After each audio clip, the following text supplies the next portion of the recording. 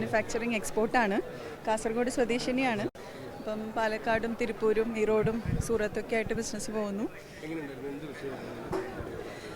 ഞാൻ അടക്കം ഒരുപാട് സ്ത്രീകൾ, എസ്പെഷ്യലി കാസർഗോഡ് ജില്ലയിൽ, എൻ്റെ മുസ്ലിം കമ്മ്യൂണിറ്റി കൂടാണ്ട് വേറെയും എല്ലാ കമ്മ്യൂണിറ്റിയിലും ഫേസ് ചെയ്യുന്ന ഒരു പ്രശ്നമാണ്.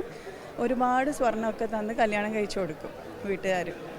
ആ സ്വർണ്ണമൊക്കെ തീരുന്നത് വരെ സ്നേഹം കാണത്തുള്ളൂ പലർക്കും. അപ്പം ഇത് കഴിയുമ്പോഴത്തേനും ഈ റിയലൈസേഷൻ വരുമ്പം കയ്യിൽ കുട്ടികളുണ്ടാവും. അത് കഴിഞ്ഞ് എല്ലാവരുടെ അടുത്തും സങ്കടം പറയാമെന്നല്ലാതെ വേറെ ഒരു സ്റ്റെപ്പ് എടുക്കാൻ പലർക്കും പറ്റാറില്ല. എൻ്റെ കാര്യമല്ല പറയുന്നത്.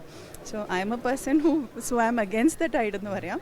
പക്ഷേ എല്ലാ സ്ത്രീകളും വളർന്നു വരുന്ന സാഹചര്യം, പിന്നെ അവരുടെ ഒരു സൊസൈറ്റി, അവരുടെ ബാക്ക്വേർഡ് ഈ ഒരു എന്താ പറയുക സമൂഹത്തിൽ നിൽക്കുമ്പോൾ, സമൂഹത്തിൽ ജീവിക്കുമ്പം അവർക്ക് അവരുടേതായ ഒരു സ്റ്റെപ്പ് എടുക്കാൻ പറ്റുന്നില്ല.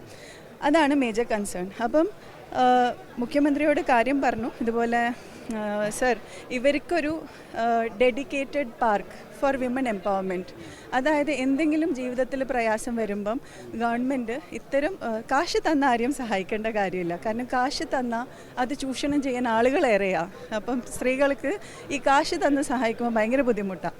അപ്പം അതിന് പകരം എന്തൊക്കെ അഭിരുചി ഏതൊരു സ്ത്രീക്കുണ്ടോ അതായത് അവരുടെ ഇൻട്രസ്റ്റ് പ്രകാരം അവർക്ക് അതിൽ നിന്നൊരു വരുമാനം ഉണ്ടാക്കി ജീവിക്കാൻ വേണ്ടിയിട്ട് ഒരു dedicated park for women empowerment, അതിപ്പം ടെക്സ്റ്റൈൽ റിലേറ്റഡ് ആണെങ്കിൽ ഞാൻ പൂർണ്ണമായും ഇതിൽ സഹകരിക്കാൻ തയ്യാറാണ്. കാരണം എൻ്റെ നാട്ടിലെ സ്ത്രീകൾ യാതൊരു കാരണവശാലും നമ്മൾ ഇത്രയും വർഷം സ്വതന്ത്രരായിട്ടും സാമ്പത്തിക സ്വാതന്ത്ര്യം ഇല്ലാത്തത് കൊണ്ട് ഇങ്ങനെ കഷ്ടപ്പെടേണ്ടതും ദുഃഖം മാത്രം അനുഭവിച്ച് കഴിയേണ്ട ഒരു സ്ത്രീകളല്ല ശരിക്കും.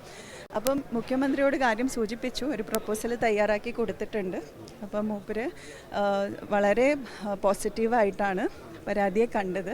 കാരണം ഈ സോഷ്യൽ ബാക്ക്വേർഡ്നെസ് എന്നത് നമ്മുടെ ജില്ലയിൽ ഫേസ് ചെയ്യുന്ന ഒരു മേജർ ഇഷ്യൂ ആണ്. അപ്പം ഞാൻ എന്താ പറയുന്നത് വെച്ചാൽ, നമ്മളിപ്പം Kerala state women development corporation ഉണ്ട്, അതേപോലെ സോഷ്യൽ ജസ്റ്റിസ് ഡിപ്പാർട്ട്മെൻ്റ് ഉണ്ട്, അതുപോലെ നമ്മുടെ ജില്ലാ പഞ്ചായത്ത്, ഇൻഡസ്ട്രീസ് സെൻറ്റർ, ഇവരെല്ലാവരും ഒത്തുചേർന്നുകൊണ്ട് ഇത്തരം ഈ ഒരു സോഷ്യൽ ബാക്ക്വേർഡിൻ്റെ ഇരയാക്കപ്പെട്ട സ്ത്രീകളെ, അതായത് എസ്പെഷ്യലി ഭർത്താക്കന്മാർ ഉപേക്ഷിച്ച് പോയവരും വിധവകളായവരും മക്കളെ കൊണ്ട് ബുദ്ധിമുട്ടുന്ന ആളുകളുണ്ടല്ലോ, അവർക്ക് ഒരു താങ്ങും തണലുമായിട്ട് ഒരു സംരംഭം. അപ്പം മുഖ്യമന്ത്രി അതിനെ വളരെ പോസിറ്റീവായിട്ടാണ് കണ്ടത്. അപ്പോൾ അതിന് വേണ്ടിയിട്ടുള്ള എല്ലാ നടപടികളും സ്വീകരിക്കുന്നതായിരിക്കും എന്ന് പറഞ്ഞിട്ടുണ്ട്. അപ്പോൾ ഇവിടെ പങ്കെടുക്കാൻ പറ്റിയതിൽ ഒരുപാട് സന്തോഷം. Okay, thank you. ആക്ച്വലി ഞാനൊരു സോഷ്യൽ സ്റ്റാർട്ടപ്പ് ഓൺടർപ്രണറാണ്. കേരളത്തിലെയും അതുപോലെ ഇന്ത്യയിലെ മറ്റ് സംസ്ഥാനങ്ങളിലുമായിട്ട് ഏകദേശം 700ഓളം വീവേഴ്സിനെയും ഹാൻഡിക്രാഫ്റ്റ്സിൻ്റെ ആർട്ടിസൻസിനെയും കോർഡിനേറ്റ് ചെയ്ത് വർക്ക് ചെയ്യുന്നു. കഴിഞ്ഞ 5 വർഷമായിട്ട് സോഷ്യൽ സ്റ്റാർട്ടപ്പാണ് റൺ ചെയ്യുന്നത്.